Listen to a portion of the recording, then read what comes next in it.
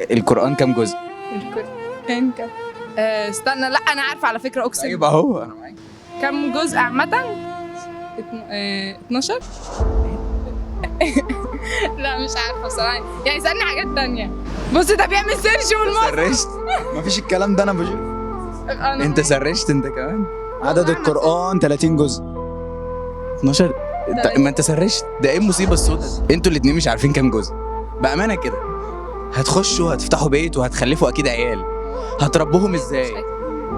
بس انا اي حاجه هتحصل في تربيه الاولاد هكلم ابويا. اكيد أي لا حاجة والله عندي. بجد لا، يعني مثلا انا واحده من الناس اكيد مش يعني ولادي اكيد هيخلوهم هتربي ولادك ازاي وانت مش عارفه القرآن كام جزء؟ مثلا. ما انا اكيد بقى يعني اللي ليه هو هعرف ساعتها؟ هعرف بقى طبعا. تتعلمي يعني ايوه اللي هو لا اكيد عارفه حاجات، بس هعرف اكتر يعني.